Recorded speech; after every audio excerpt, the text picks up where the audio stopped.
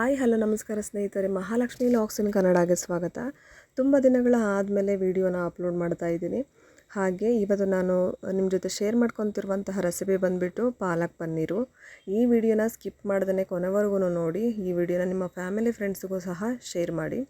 ಮೊದಲನೇದಾಗಿ ಪಾಲಕ್ ಪನ್ನೀರ್ ಮಾಡೋದಕ್ಕೆ ಒಂದು ಸ್ಟವ್ ಆನ್ ಮಾಡಿಕೊಂಡು ಒಂದು ಪಾತ್ರೆಗೆ ನೀರು ಹಾಕ್ಕೊಂಡಾದಮೇಲೆ ಆ ನೀರು ಸ್ವಲ್ಪ ಕುದಿ ಬರಬೇಕು. ಆ ಟೈಮಲ್ಲಿ ನೀಟಾಗಿ ವಾಶ್ ಮಾಡಿ ಇಟ್ಕೊಂಡಿರುವಂತಹ ಪಾಲಕ್ ಸೊಪ್ಪನ್ನು ಈ ಬಿಸಿ ನೀರಲ್ಲಿ ಹಾಕಿ ಒಂದು 2 ನಿಮಿಷ ಆದಮೇಲೆ ಒಂದು ತಣ್ಣೀರು ಪಾತ್ರೆಗೆ ಎತ್ತಿಟ್ಕೋಬೇಕು. ಒಂದು ಪಾತ್ರೆಗೆ ತಣ್ಣೀರು ಹಾಕ್ಕೊಂಡಿರ್ತೀವಲ್ಲ ಆ ಪಾತ್ರೆಗೆ ಎತ್ತಿಟ್ಕೊಳ್ಳೋಣ. ತುಂಬ ಟೈಮು ಈ ಪಾಲಕ್ ಸೊಪ್ಪನ್ನು ಕುದಿಸ್ಬಾರ್ದು, ಅದಕ್ಕೋಸ್ಕರ. ನಂತರ ಒಂದು ಫ್ರೈಯಿಂಗ್ ಪ್ಯಾನನ್ನು ಬಿಸಿಗಿಡಿ ಅದಕ್ಕೆ 1 ಚಮಚದಷ್ಟು ಬೆಣ್ಣೆಯನ್ನು ಸೇರಿಸ್ಕೊಳ್ಳೋಣ. ಈ ಬೆಣ್ಣೆ ಕರಗಿದ ಮೇಲೆ ಒಂದು ದಪ್ಪ ಗಡ್ಡೆ ಈರುಳ್ಳಿಯನ್ನು ಕಟ್ ಮಾಡಿ ಇಟ್ಕೊಂಡಿದ್ದೆ, ಆ ಈರುಳ್ಳಿಯನ್ನು ಸೇರಿಸ್ಕೊಂಡು ನಂತರ ಒಂದು 4 ಹಸಿರು ಮೆಣಸಿನ್ಕಾಯಿನೂ ಸಹ ಸೇರಿಸ್ಕೊತಾ ಇದ್ದೀನಿ. ಇದು ಖಾರಕ್ಕೆ ನಿಮಗೆ ಎಷ್ಟು ಬೇಕೋ ನೋಡಿಕೊಂಡು ಸೇರಿಸ್ಕೊಳ್ಳಿ. ಹಾಗೆ 1 ಗಡ್ಡೆ ಬೆಳ್ಳುಳ್ಳಿಯನ್ನು ಬಿಡಿಸಿಟ್ಕೊಂಡಿದ್ದೆ, ಅದನ್ನು ಸೇರಿಸ್ಕೊಂಡು 1-2 ಇಂಚಷ್ಟು ಶುಂಠಿನೂ ಸಹ ಸೇರಿಸ್ಕೊಂಡು ಫ್ರೈ ಮಾಡ್ಕೊಳ್ಳೋಣ. ನಂತರ ಒಂದು ಟೊಮೆಟೊವನ್ನು ಕಟ್ ಮಾಡಿ ಇಟ್ಕೊಂಡಿದ್ದೆ, ಅದನ್ನು ಸಹ ಈ ಫ್ರೈಯಿಂಗ್ ಪ್ಯಾನಿಗೆ ಸೇರಿಸ್ಕೊಂಡು ಫ್ರೈ ಮಾಡ್ಕೊತಾ ಇದ್ದೀನಿ. ಇದು ಫ್ರೈ ಆದಮೇಲೆ 1 ನಿಮಿಷ ಆದಮೇಲೆ ಸ್ಟವ್ ಆಫ್ ಮಾಡಿಕೊಂಡು ಇದು ತಣ್ಣಗಾಗಲು ಬಿಡೋಣ. ಈಗ ಪಾಲಕನ್ನು ಒಂದು ಕುದಿ ಬರೆಸಿ ತಣ್ಣೀರಲ್ಲಿ ಹಾಕ್ಕೊಂಡಿದ್ವಲ್ವ, ಅದೇ ಪಾಲಕ್ ಸೊಪ್ಪನ್ನು ಒಂದು ಮಿಕ್ಸಿ ಜಾರಿಗೆ ಹಾಕ್ಕೊಂಡು ನಂತರ ಎಲ್ಲ ಫ್ರೈ ಮಾಡ್ಕೊಂಡಿರುವಂತಹ ಪದಾರ್ಥಗಳನ್ನು ಸಹ ಇದೇ ಮಿಕ್ಸಿ ಜಾರಿಗೆ ಸೇರಿಸ್ಕೊತಾ ಇದ್ದೀನಿ. ಕೊನೆಯಲ್ಲಿ ಇದಕ್ಕೆ ನಾನು ಒಂದು 4 ಗೋಡಂಬಿಯನ್ನು ಸೇರಿಸ್ತಾ ಇದ್ದೀನಿ. ಈ ಗೋಡಂಬಿ ಆಪ್ಷನಲ್ಲು, ನೀವು ಬೇಕಂದರೆ ಸೇರಿಸ್ಕೊಳ್ಳಿ, ಇಲ್ಲಾಂದರೆ ಸ್ಕಿಪ್ ಮಾಡಿ. ಈ ಗೋಡಂಬಿ ಹಾಕೋದ್ರಿಂದ ಈ ಗ್ರೇವಿ ತಿಕ್ನೆಸ್ ಚೆನ್ನಾಗಿರುತ್ತೆ, ಅದಕ್ಕೋಸ್ಕರ ಗೋಡಂಬಿ ಸೇರಿಸ್ತಾ ಇದ್ದೀನಿ. ತುಂಬ ನುಣ್ಣಗೆ ರುಬ್ಕೊಳ್ಳೋಣ. ಈಗ ಪನ್ನೀರನ್ನು ಸ್ಲೈಸಸ್ ಆಗಿ ಕಟ್ ಮಾಡ್ಕೊಳ್ಳೋಣ. ನಿಮಗೆ ಯಾವ ಶೇಪ್ ಬೇಕೋ ಆ ಶೇಪಲ್ಲಿ ನೀವು ಪನ್ನೀರನ್ನು ಸ್ಲೈಸಸ್ಗಳನ್ನು ಕಟ್ ಮಾಡ್ಕೊಳ್ಳಿ.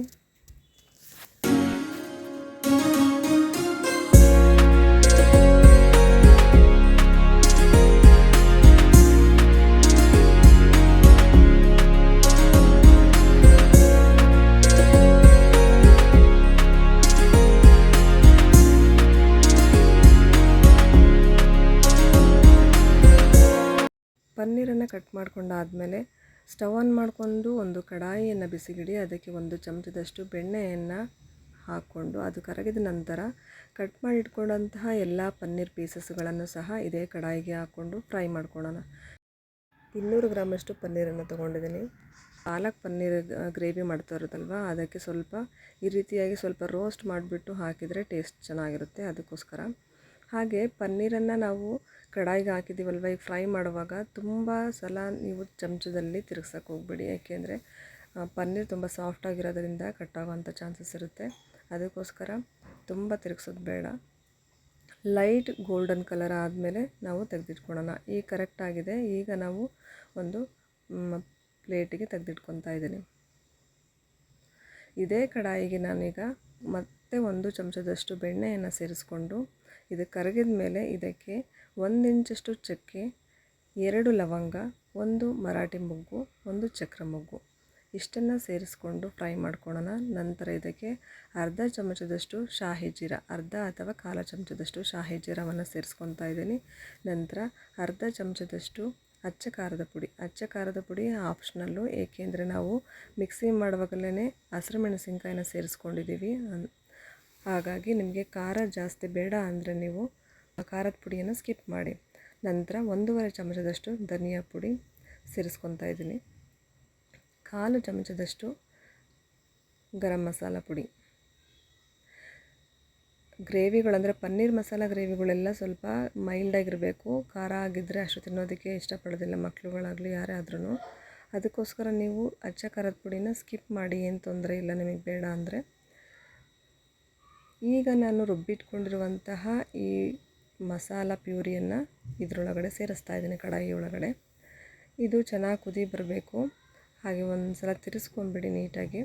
ಈ ಮಸಾಲ ಪ್ಯೂರಿ ಎಲ್ಲ ಈ ಖಾರದ ಪುಡಿ ಧನಿಯಾ ಪುಡಿ ಜೊತೆಗೆ ಹೊಂದ್ಕೋಬೇಕು. ನೀಟಾಗಿ ಮಿಕ್ಸ್ ಮಾಡ್ಕೊಳ್ಳೋಣ. ಹಾಗೆ ಈ ನೀರನ್ನು ಎತ್ತಿಟ್ಕೊಂಡಿದ್ನಲ್ವ, ಈ ಪಾಲಕ್ ಸೊಪ್ಪನ್ನು ಬೇಯಿಸಿದಂತಹ ನೀರನ್ನು, ಅದೇ ನೀರನ್ನು ಈ ಮಿಕ್ಸಿ ಜಾರಿಗೆ ಸೇರಿಸ್ಕೊಂಡು ಮಿಕ್ಸ್ ಮಾಡ್ಕೊಳ್ಳೋಣ. ಆ ನೀರನ್ನು ವೇಸ್ಟ್ ಮಾಡೋದು ಬೇಡ. ಅದೇ ನೀರನ್ನು ನಾವು ಈ ಮಿಕ್ಸಿ ಜಾರಲ್ಲಿ ಸೇರಿಸ್ಕೊಂಡು ಎಲ್ಲ ಮಸಾಲೆಗಳನ್ನು ನೀಟಾಗಿ ತೆಗೆದುಬಿಟ್ಟು ಈ ಕಡಾಯಿ ಒಳಗೆ ಸೇರಿಸ್ಕೊಳ್ಳೋಣ. ಇದಕ್ಕೆ ಈಗ ನಾವು ರುಚಿಗೆ ತಕ್ಕಷ್ಟು ಉಪ್ಪನ್ನು ಸೇರಿಸ್ತಾ ಇದ್ದೀನಿ. ಇದು ಸ್ವಲ್ಪ ಚೆನ್ನಾಗಿ ಕುದಿ ಬರಬೇಕು ಸ್ನೇಹಿತರೆ. ಇದು ಚೆನ್ನಾಗಿ ಕುದಿ ಬಂದಮೇಲೆ ನಾವು ಪನ್ನೀರನ್ನು ಸೇರಿಸ್ಕೊಳ್ಳೋಣ. ಇದರ ಕಡಾಯಿಯ ಮುಚ್ಚಳವನ್ನು ಮುಚ್ಚಿಬಿಟ್ಟು ಒಂದು 5 ನಿಮಿಷ ಮೀಡಿಯಮ್ ಫ್ಲೇಮಲ್ಲಿ ಬೇಯಿಸ್ಕೊಳ್ಳೋಣ. ಈ ಗ್ರೇವಿನಲ್ಲಿ ಇರುವಂತಹ ಎಣ್ಣೆ ಅಂಶ ಎಲ್ಲ ಬಿಟ್ಕೋಬೇಕು. ಆ ರೀತಿಯಾಗಿ ಚೆನ್ನಾಗಿ ಕುದಿಸ್ಕೊಂಡಾದಮೇಲೆ ನಾವು ಪನ್ನೀರನ್ನು ಸೇರಿಸ್ಕೊಳ್ಳೋಣ.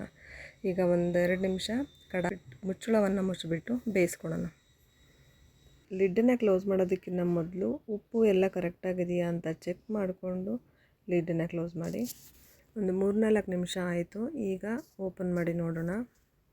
ಪರ್ಫೆಕ್ಟ್ ಅದಕ್ಕೆ ಬಂದಿದೆ. ಈಗ ನೀವು ತುಂಬ ತೆಳು ಮಾಡ್ಕೊಳಕ್ಕೆ ಹೋಗ್ಬೇಡಿ. ನೀರನ್ನು ಜಾಸ್ತಿ ಹಾಕ್ಬಿಟ್ಟು ಗ್ರೇವಿ ಮತ್ತು ಮಸಾಲ ಇವೆಲ್ಲ ಪನ್ನೀರ್ ಗ್ರೇವಿಗಳೆಲ್ಲ ಮೀಡಿಯಮ್ ಹದದಲ್ಲಿರಬೇಕು.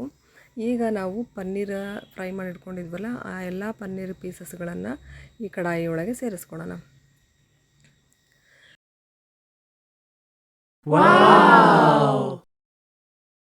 ನೋಡಿ, ಪನ್ನೀರ್ ಹಾಕಿದ ಮೇಲೆ ತುಂಬ ಹೊತ್ತು ಬೇಯಿಸೋದು ಬೇಡ. ಒಂದು 2 ನಿಮಿಷ ಆದಮೇಲೆ ಸ್ಟವ್ ಆಫ್ ಮಾಡ್ಕೋಬೇಕಾಗುತ್ತೆ. ಈಗ ನಾನು ಇದಕ್ಕೆ ಹಾಲಿನ ಕೆನೆಯನ್ನು ಬೀಟ್ ಮಾಡಿ ಇಟ್ಕೊಂಡಿದ್ದೆ, ಅದನ್ನು ಸೇರಿಸ್ಕೊತಾ ಇದ್ದೀನಿ. ನೀವು ಫ್ರೆಶ್ ಕ್ರೀಮ್ ಇದ್ದರೆ ಫ್ರೆಶ್ ಕ್ರೀಮನ್ನು ಸೇರಿಸ್ಕೋಬೋದು, ಇಲ್ಲ ಅಂದರೆ ಹಾಲಿನ ಕೆನೆಯನ್ನು ಸ್ವಲ್ಪ ಬೀಟ್ ಮಾಡಿಕೊಂಡು ಸೇರಿಸ್ಕೋಬೋದು. ರುಚಿ ತುಂಬ ಚೆನ್ನಾಗಿರುತ್ತೆ ಅನ್ನೋ ಕಾರಣಕ್ಕೆ ಹಾಲಿನ ಕೆನೆ ಅಥವಾ ಫ್ರೆಶ್ ಕ್ರೀಮನ್ನು ಸೇರಿಸ್ಕೊಳೋದು. ಈಗ 1-2 ನಿಮಿಷ ಮಿಕ್ಸ್ ಮಾಡಿ ಆದಮೇಲೆ ಸ್ಟವ್ ಆಫ್ ಮಾಡ್ಕೊಂಬಿಡಿ.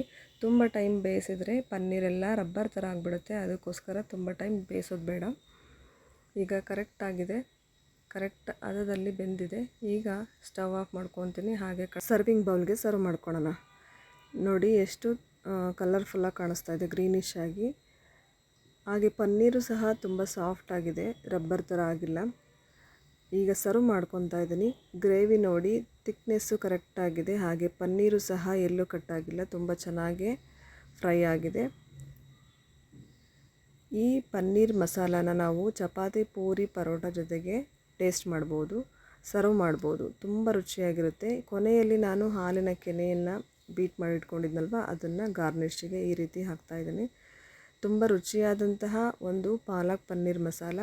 ನೀವು ಕೂಡ ಟ್ರೈ ಮಾಡಿ ಸ್ನೇಹಿತರೆ. ಹೇಗೆ ಬಂತು ಅಂತ ಹೇಳ್ಬಿಟ್ಟು, ಅಂದರೆ ಟೇಸ್ಟ್ ಎಲ್ಲ ಹೇಗೆ ಬಂತು ಅಂತ ನನಗೆ ಕಮೆಂಟ್ ಬಾಕ್ಸಲ್ಲಿ ಕಮೆಂಟ್ ಮಾಡೋದನ್ನು ಮರಿಬೇಡಿ.